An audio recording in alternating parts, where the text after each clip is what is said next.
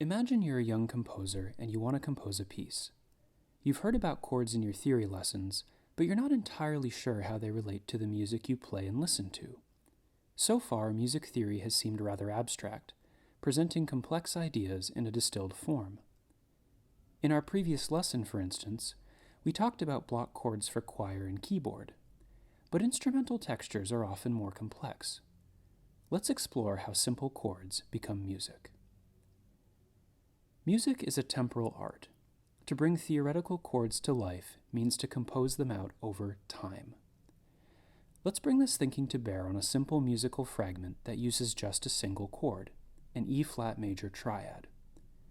What's the simplest way to add interest to this chord? How can we extend it in time? There's no single correct answer to this question, but one common technique is simply to repeat it.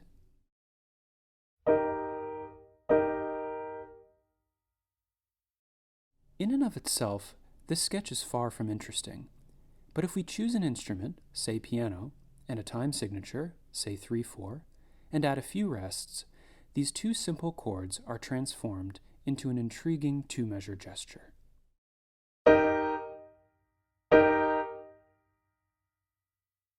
So how do we continue? We could just keep repeating the same chord, but let's try something a bit more sophisticated. How else can we compose out a simple E-flat major triad? Let's turn to the practice studio. Performers sometimes complain about practicing boring arpeggios, but arpeggios can be musically interesting, and they're a simple and common way of spinning out harmony over time. Arpeggios can be used to showcase virtuosity, as in the tempestuous finale of Beethoven's Moonlight Sonata,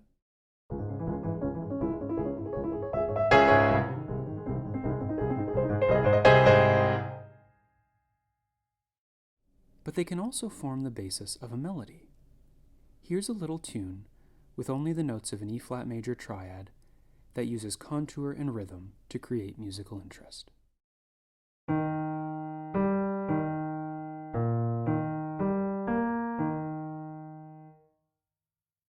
This is probably starting to sound familiar to many of you, and for good reason. If we string together our two excerpts, we get something that looks a lot like the opening of Beethoven's Eroica Symphony. But our excerpt still lacks dynamics and articulation, telling the performer how to perform the notes on the page. These indications are just as important as the notes themselves in shaping a compelling musical journey. Let's try this.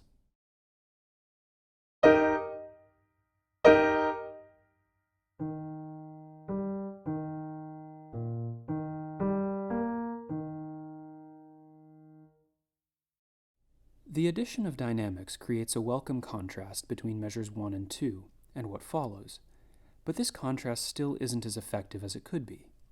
Think about it this way. If we asked a pianist to play a loud E-flat major chord on the piano, would they play the chord in example 4? Not likely. A pianist would intuitively orchestrate the dynamics. In other words, they would fully use the resources of the piano to achieve a forte sound by adding more notes, especially lower ones. Optimizing the musical resources at your disposal to achieve your expressive goals is central to musical craftsmanship. Here's a new version of our sketch, now with fuller orchestration for the piano, tempo markings, and an eighth note accompaniment figure, still using notes of the E-flat major triad above the melody to create more energy.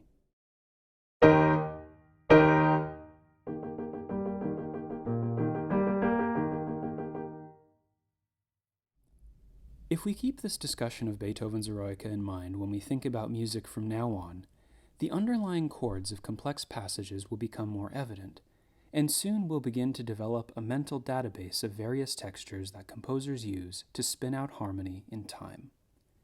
To that end, we'll finish this lesson with a preliminary list of such techniques: sustain, repetition, and arpeggiation. There are many ways to sustain chords. The most obvious is simply to hold the sound with no movement whatsoever, as in this example by Beethoven.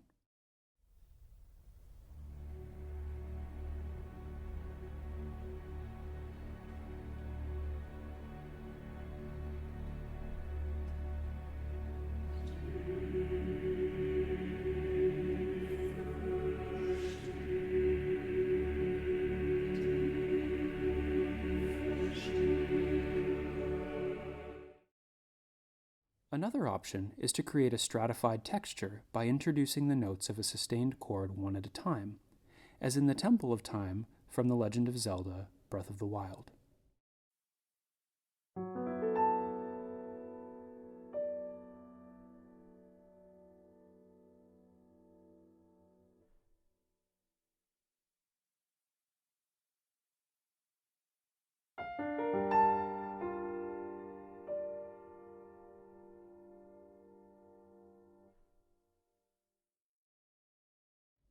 One of the most common forms of arpeggiation, and also one of the simplest, is Alberti bass technique, as used in this famous C major sonata by Mozart.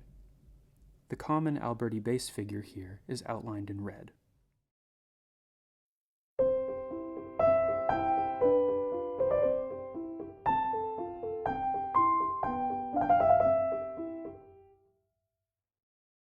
Arpeggiation can also be used to create waves of sound, as in this example from Chopin's C minor Etude.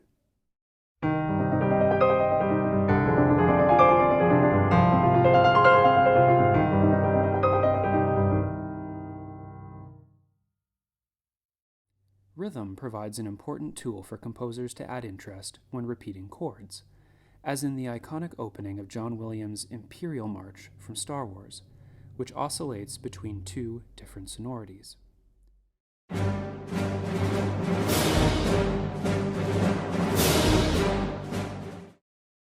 Composers can also stratify repeated textures so as to occupy more musical space, as is often done in waltz-like figurations, like the one found in Willkommen from Cabaret.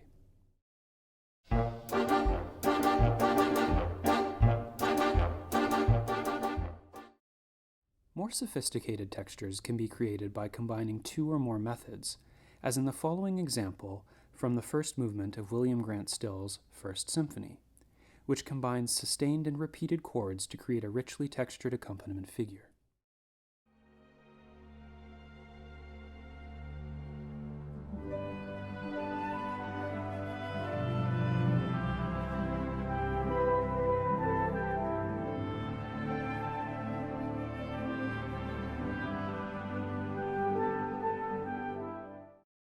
Or this agitated opening from Rachmaninoff's Prelude in G minor that combines arpeggiation and repetition to create one of the piece's principal motives.